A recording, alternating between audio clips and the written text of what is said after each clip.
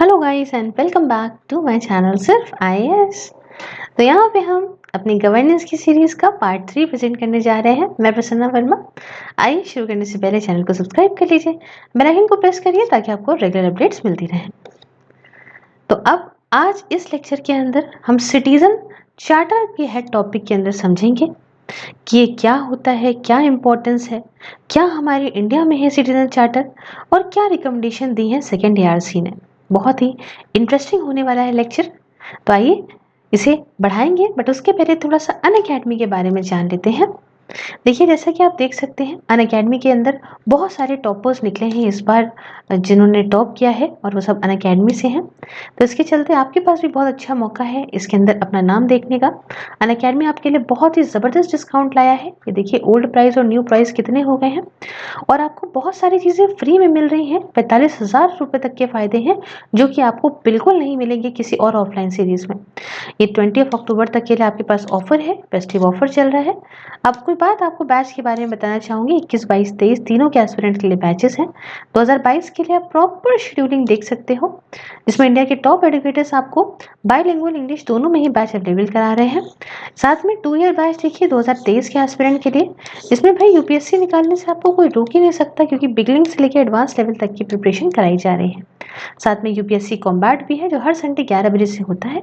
आप मेरा कोड सिर्फ आईएएस यूज करके यहाँ पे खुद को एनरोल कराइए और 100% तक की स्कॉलरशिप आप पा सकते हो। एक बार आपने सब्सक्राइब किया ना दोस्तों, आपको ये सब कुछ जो स्क्रीन पे है वो मिलेगा, जैसे personal coaching, doubt solving, test valuation, daily answer writing, study boosting session, न जाने क्या क्या, जो आपको कभी किसी ऑफलाइन सीरीज में मिलने का सवाल ही नहीं उठ सकता। यहाँ पे अनअकैडमी लोन भी प्रोवाइड कर रहा है यूपीएससी के लिए। तो आप 0% rate of interest, 0 processing fees पे आराम से इसको अवेल करो और एंजॉय करो। सारा कुछ डिस्क्रिप्शन बॉक्स में है। एक मैजिकल कोड बस सिर्फ आईएएस याद रखिएगा 10% डिस्काउंट के लिए।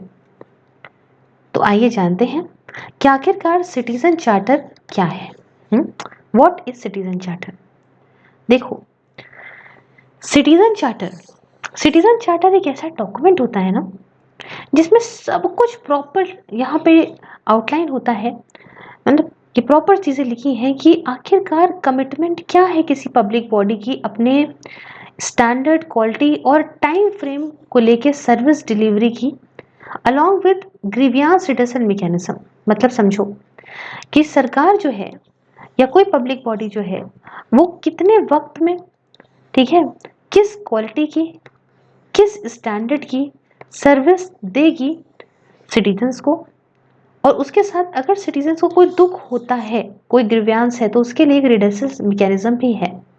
समझे? तो इससे क्या है कि प्रॉपर है अंडरस्टैंडिंग बनाने के लिए between the citizen and the service provider, कि भाई आप किस तरीके से सर्विसेज दे रहे हो, कैसे दे रहे हो, कितने सिटीजन को आप ध्यान में रख के दे रहे हो, किस स्टैंडर्ड पे दे रहे हो, किस पैरामीटर पे दे रहे हो, कब तक दोगे, सब कुछ। समझे? समझे क्या चीज़ है? तो ये इमेज बहुत अच्छे से दिखाती है दोस्तों कि सिटीजन को ध्यान में रखा गया है और उस बेसिस पे यहाँ पे सर्विस डिलीवरी दी जा रही है। तो सबसे सुप्रीम कौन? सिटीजन। तो आप कहेंगे कि मैम ये जुम्मे जुम्मे कितने दिन हुए हैं ये जो कॉन्सेप्ट है सिटीजन चार्टर का उसे आए हुए, कहाँ से ओरिजिनेट हुआ? अच्छा, ओरिजिनेशन तो बताऊंगी, एक चीज़ समझ लेना, इसमें मैं स्टार्टिंग में बताना भूल गई कि विजन आईएएस के नोट्स हैं बहुत बढ़िया और बहुत ही इंपॉर्टेंट। तो ओरिजिन कहाँ से हुआ? देखो, पहली बार इस कॉन्सेप्ट को लाया गया था, इम्प्लीमेंट करा गया था यूनाइटेड किंगडम के अंदर by the conservative government of John mayor in 1991 में, है ना। ये एज अ नेशनल प्रोग्राम वहाँ पे इम्प्लीमेंट किया गया था और बेसिक जो ऑब्जेक्टिव्स हुआ करते थे सिटीजन चार्टर के वो ये थे कि सिटीजन को यहाँ पे एम्पावर करना in relation to the public delivery system, ताकि क्या हो कि तभी जो पब्लिक डिलीवरी है वो प्रॉपर सिटीजन को ध्यान में रख के अच्छी तरीके से की जाए। तो यही था इसका काम। अच्छा, जब स्टार्टिंग में सिटीजन चार्टर बना था ना दोस्तों, तो इसके अंदर कुछ 6 प्रिंसिपल्स को ध्यान में रखा गया था। वो 6 प्रिंसिपल्स लिख देती हूँ स्क्रीन के ऊपर। पहला तो क्वालिटी। क्या चीज? क्वालिटी, मतलब कि हम सर्विसेज की क्वालिटी बढ़ाएंगे। दूसरा चॉइस, कि भाई हमारे पास जो भी जितना पॉसिबल हो सकेगा हम सिटीजन्स के लिए चॉइस रखेंगे। उसके साथ स्टैंडर्ड, मतलब कि क्या एक्सपेक्ट कर रहे हैं, किस तरह से हम एक्ट करेंगे अगर मान लीजिए स्टैंडर्ड जिस स्टैंडर्ड का हम सामान देना चाहते हैं, जिन स्टैंडर्ड पे काम करना चाहते हैं, अगर हम पूरा नहीं कर पाए तो हम क्या करेंगे, या क्या हम एक्सपेक्ट कर रहे हैं, क्या स्टैंडर्ड होगा चीज़ों का। उसके साथ वैल्यू, वैल्यू किसकी, टैक्स पेयर की मनी की, कि भाई जनता इतना पैसा दे रही है, उनके उनके मनी की, उनके पैसे की वैल्यू करना। उसके साथ अकाउंटेबिलिटी, ये बहुत इंपॉर्टेंट है कि भाई इंडिविजुअल्स और ऑर्गेनाइजेशंस जो है उनकी अकाउंटेबिलिटी उनके प्रति हो कि हम ये काम कर रहे हैं तो क्या हम इसके लिए अकाउंटेबल हैं कि आंसरेबल हैं। और मेन इंपॉर्टेंट बात क्या है, वो है ट्रांसपेरेंसी, कुछ छुपा नहीं होना चाहिए, क्या रूल फॉलो कर रहे हो, क्या प्रोसीजर फॉलो कर रहे हो, क्या स्कीम है, क्या ग्रीवियंसेस है, सब कुछ। खैर, ये तो ध्यान में रखे गए थे 6 प्रिंसिपल्स वहां पे शुरुआत में जब ओरिजिनली इसे बनाया गया था, लेकिन इस प्रोग्राम को फिर से लॉन्च किया गया 1998 में। किसने किया, अब की किया गया लेबर गवर्नमेंट के द्वारा ऑफ टोनी ब्लेयर, है ना, जिन्होंने क्या करा, जिन्होंने सर्विसेज फर्स्ट को मेन ध्यान रखा। इन्होंने बढ़ा के 9 प्रिंसिपल्स कर दिए। अब वो 9 प्रिंसिपल्स क्या आपको समझाती हूँ मैं। 9 प्रिंसिपल्स थे सर्विस डिलीवरी के। जो पहला था कि सबसे पहले सर्विस के लिए स्टैंडर्ड्स को सेटअप करना कि क्या स्टैंडर्ड ऑफ सर्विस दी जाएगी। दूसरा था कि प्रॉपर इंफॉर्मेशन, मतलब फुल इंफॉर्मेशन प्रोवाइड करना, be open and provide full information. तीसरा था कि आपको अकेले अकेले कुछ नहीं करना है, बल्कि सबको कंसल्ट करना है और सबको इन्वॉल्व करना है। चौथा था कि एक्सेस और चॉइस का प्रमोशन करना, कि भाई प्रॉपर एक्सेस हो, सब लोग यहाँ पे जो इन्फॉर्मेशन है उसका एक्सेस कर पाए, उसे देख सकें, ले सकें इन्फॉर्मेशन, उसके साथ चॉइस भी हो उन लोगों के पास में। पांचवा ये था प्रिंसिपल कि ट्रीट और फेयरली, सभी लोगों को एक समान अच्छे तरीके से आपको ट्रीट करना है। छठा था कि putting things right when they go wrong, जब चीजें बेकार हो रही हो तो उन्हें एकदम सही करना। सातवां प्रिंसिपल कहता था कि जो भी रिसोर्सेज आपके पास हैं उन्हें इफेक्टिवली यूज करना, बर्बाद नहीं करना। आठवां प्रिंसिपल कहता था कि इनोवेट एंड इम्प्रूव, टेक्नोलॉजी के साथ साथ खुद को भी आगे बढ़ाओ, इनोवेशन लाओ और खुद को इम्प्रूव करते चलो। और नवा और आखिरी प्रिंसिपल कहता था कि वर्क विद अदर प्रोवाइडर्स, दूसरे प्रोवाइडर्स के साथ हमेशा मिलजुल के काम करो। ठीक है, तो ये कुछ रहे थे जो 1998 में लेबर गवर्नमेंट आई थी, उसने कौन से जो सर्विसेज फर्स्ट को लेके जो आपके 9 और नए सर्विस डिलीवरी प्रिंसिपल्स को लाया था। अब आप बोलेंगे मैम ये कहानी तो आप मुझे बता रही हैं, लेकिन आखिरकार क्या इंपॉर्टेंस होती है इन सिटीजन चार्टर की। तो आपको बताऊं क्या इंपॉर्टेंस होती है। सबसे पहली इंपॉर्टेंस तो यही होती है कि ये पब्लिक इंस्टीट्यूशन को काफ़ी ट्रांसपेरेंस और अकाउंटेबल बनाता है, कुछ छुपा नहीं रहता, हर चीज़ के लिए जिम्मेदार होते हैं वो लोग। दूसरी इंपॉर्टेंस ये होती है कि एक बहुत अच्छा तरीका हो सकता है जिसमें सिविल सोसाइटीज इंगेज करें और जो भ्रष्टाचार है उसे खत्म किया जा सके, टू कर्ब द करप्शन।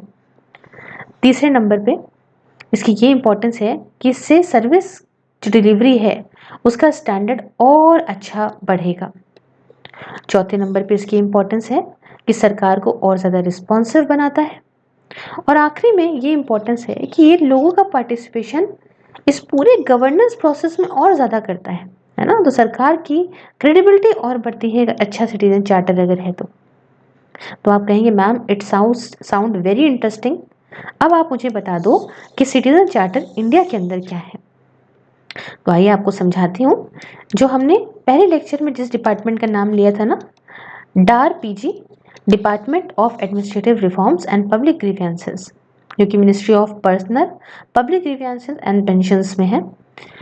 ये कोऑर्डिनेट करता है सारे लोगों के एफर्ट्स को, है ना, जिस to formulate and operationalise citizen charter. ठीक है, सब मिलजुल के यहाँ पे सिटीजन चार्टर को बनाते हैं और ऑपरेशनलाइज करते हैं, मतलब लागू किया गया।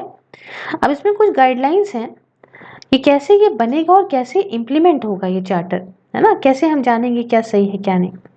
तो इसके लिए इसी डिपार्टमेंट ने, department of administrative reforms and public grievances ने कोई कुछ अच्छे सिटीजन चार्टर की कुछ कंपोनेंट बताए। जैसे हम कहते हैं ना कि एक अच्छे बिहेवियर कैसा होगा, वैसे ही एक अच्छा सिटीजन चार्टर कैसा होगा उसके कंपोनेंट को इस डिपार्टमेंट के द्वारा बताया गया। पहला तो ये कि विजन और मिशन स्टेटमेंट ऑर्गेनाइजेशन का। दूसरा कि बिजनेस की डिटेल्स जो कि ऑर्गेनाइजेशन के द्वारा ट्रांजैक्ट करी जा रहा है, जो कौन सा बिजनेस है उसकी प्रॉपर डिटेल्स हो। तीसरे नंबर पे सिटीजन्स और क्लाइंट की डिटेल। चौथे नंबर पे कि क्या सर्विसेज दी जा रही हैं, उनका स्टैंडर्ड, उनकी क्वालिटी, उनका टाइम फ्रेम क्या है। हर एक सिटीजन या हर एक क्लाइंट ग्रुप को सेपरेटली चीज़ें पता होनी चाहिए कि उन्हें कहाँ से सर्विसेज मिलेंगी, वो कहाँ जाएं आखिरकार। उसके साथ यहाँ पे प्रॉपर डिटेल्स हो कि अगर मान लो कोई दुखड़ा होता है, कोई ग्रीवियांस है, तो इसके लिए प्रॉपर एक मैकेनिज्म हो जो ग्रीवियांस को रिड्रेस करे, और ऐसे मैकेनिज्म तक हम पहुंचेंगे कैसे, कैसे एक्सेस कर पाएंगे, ये भी लिखा हो। उसके बाद कि हम क्या सिटीजन या क्लाइंट से एक्सपेक्ट करते हैं, हमारी एक्सपेक्टेशंस भी हो, और जो भी एक्स्ट्रा जो भी चीज़ें हो, है ना, कि मान लो हम सर्विस डिलीवरी नहीं दे पाए तो ऐसे टाइम पे हम क्या कंपनसेशन देंगे अगर मान लीजिए हम फेल हो जाते हैं सर्विस डिलीवरी प्रोवाइड करने में। तो एक अच्छा सिटीजन चार्टर जो इंडिया के अंदर है और जो बताया गया इनके द्वारा वो ये था। तो बात आती है कि जब हम सिटीजन चार्टर की बात करते हैं दोस्तों, तो इसमें सिटीजन कौन होता है? तो जो सिटीजन चार्टर की इस टर्म में सिटीजन होते हैं वो क्लाइंट होते हैं और या कस्टमर होते हैं जिनका इंटरेस्ट या जिनकी वैल्यूज को एड्रेस करा गया है इस सिटीजन चार्टर के माध्यम से। ठीक है, तो इसमें सब आ गए, सिटीजन तो आए बट सारे स्टेक होल्डर्स आ गए, जैसे सिटीजन भी आ गए, कस्टमर भी आ गए, क्लाइंट भी आ गए, यूजर भी आ गए, बेनिफिशियरी भी आ गए, दूसरी मिनिस्ट्रीज आ गई, डिपार्टमेंट आ गए, ऑर्गेनाइजेशन आ गए, इवन स्टेट गवर्नमेंट भी आ गई, यूनियन टेरिटरी एडमिनिस्ट्रेशन भी आ गया, सब कुछ आ गया इसके अंदर। ठीक है, क्लियर चल रही हूँ मैं अभी तक? तो अब हम देखेंगे कि मैम भाई आखिरकार इश्यूज क्या हैं इंडिया के अंदर सिटीजन चार्टर को लेके। आइए आपको ये भी बताते हैं। तो पहला इश्यू तो है कि लीगल बैकिंग नहीं है चार्टर्स की, मतलब सिटीजन चार्टर जो है वो लीगली इन्फोर्सेबल नहीं है, इसलिए नॉन जस्टिसेबल है, कुछ नहीं इसमें, अगर कुछ इधर उधर होता भी है तो कोर्ट इसमें कुछ नहीं करेगा। दूसरा, इसकी डिजाइन और इसका कंटेंट बहुत बेकार है, मतलब critical information that end users need to hold agencies accountable, ये तो है ही नहीं कि भाई एंड यूजर्स जो हैं वो एजेंसी को अकाउंटेबल, भाई एजेंसी उनके लिए अकाउंटेबल हो, ये प्रॉपर इंफॉर्मेशन है, मिसिंग है इस चार्टर में से। उसके बाद कंसल्टेशन की कमी है, मतलब एंड यूजर्स और एनजीओज जो हैं उनको कंसल्ट नहीं किया जाता, कंसल्ट नहीं किया गया जब चार्टर को यहाँ पे ड्राफ्ट करा गया, फॉर्म किया गया। उसके साथ ग्राउंड वर्क अच्छा नहीं है, मतलब जो सर्विस प्रोवाइडर्स हैं वो प्रॉपर फेमिलियर नहीं है ना, क्या फिलॉसफी, क्या गोल, क्या मेन फीचर्स हैं चार्टर के, उन्हें खुद ही नहीं पता। उसके साथ पब्लिक अवेयरनेस भी नहीं है, आप तो यूपीएससी पढ़ रहे हैं तो आपको पता है, नहीं तो किसी को पता ही नहीं है ना, कि क्या कुछ कदम उठाए नहीं गए कि लोगों को बताया जाए कि भाई आपकी सर्विस डिलीवरी जो मिलेगी उसकी ये स्टैंडर्ड होंगी, ये किया जाएगा, कुछ नहीं। उसके साथ रेजिस्टेंस टू चेंज, देखो सबसे बड़ा बात क्या होती है कि कोई ऐसी चीज आए हमेशा जो बदलाव के साथ खुद भी बदले, लेकिन ये जो चार्टर है इसमें क्या है कि भाई सिटीजन चार्टर इसको बेकार इसलिए बना देता है कि ये वक्त के साथ बदलेगा ही नहीं, है ना, भाई जो है अभी है, जो लिखा है वही है। रिव्यू की कमी है, मतलब रिव्यू और अपडेशन है ही नहीं इस चार्टर का, रिव्यू होना तो बहुत जरूरी है। उसके साथ यहाँ पे ज़रूरत है सीनियर सिटीजन्स की कुछ स्पेशल कैटेगरीज की, जैसे कि जो डिफरेंटली एबल्ड लोग हैं, है ना, तो ये सारा कुछ तो है ही नहीं इसके अंदर, तो ये गड़बड़ है। उसके साथ यहाँ पे वर्नाकुलर्स के लिए चार्टर नहीं बनाया गया, भाई एक ही चीज़ के लिए एक ही ऐसा लिया गया, अलग अलग लोग हैं, अलग अलग लैंग्वेज है, हमारे इतनी डाइवर्स जो है सोसाइटी है, सबको अलग लेके ध्यान में रख के नहीं रखा गया। और लास्ट में details of public grievance officer, ये डिटेल्स नहीं प्रोवाइड करी गई हैं बहुत सारे चार्टर्स में कि आखिरकार किसी को दुख होगा, दर्द होगा तो वो किससे कहने जाएगा, इसकी डिटेल्स नहीं है पब्लिक ग्रीवियंस ऑफिसर की। ठीक है, तो आइए इस लेक्चर का लास्ट टॉपिक पढ़ते हैं जो कि है recommendations of second ARC report. तो हमने पढ़ाया तो ये है, लेकिन तब भी आपको यहाँ पे भी पढ़ा देती हूँ कि आखिरकार सेकंड एआरसी रिपोर्ट ने क्या रिकमेंडेशन दी थी कि इश्यूज को एड्रेस करने के लिए, चार्टर को और बढ़िया बनाने के लिए, अकाउंटेबल बनाने के लिए पब्लिक सर्विस को इन्होंने कुछ रिकमेंडेशन दी। ऐसे कहा कि भैया one size does not fit all, देखो इतना बड़ा देश है, इस देश के अंदर इतने सारे लोग हैं। अगर तुम सोचते हो कि मैं एक बात सोचूंगा और सब पे थोप दूंगा तो ये नहीं होगा। One sides fits for all की अप्रोच यहाँ नहीं लगेगी, तो सबके हिसाब से बनाया जाए। उसके साथ सिटीजन चार्टर को हर एक इंडिपेंडेंट यूनिट के लिए अलग बनाया जाए, अलग अलग बनाया जाए, है ना। और ओवरऑल एक अम्ब्रेला हो, मतलब जैसे कि एक ऊपर हो गया सिटीजन चार्टर, उसके अंदर हर एक यूनिट के लिए अलग अलग चार्टर हो, क्योंकि हर एक चीज खुद में अलग है। और बाहर के देश तो खुद में छोटे छोटे, हमारी तरह इतना डाइवर्स थोड़ी है जो हम उनसे ये सब चीजें सीखेंगे फालतू में। कुछ हमें अपने तरीके से बदलाव लाना पड़ेगा। उसके बाद सिविल सोसाइटी को पूरे प्रोसेस में आप कंसल्ट करिए। एक अच्छी कमिटमेंट होनी चाहिए और एक फर्म कमिटमेंट हो कि हमें ये करके दिखाना है लोगों के लिए।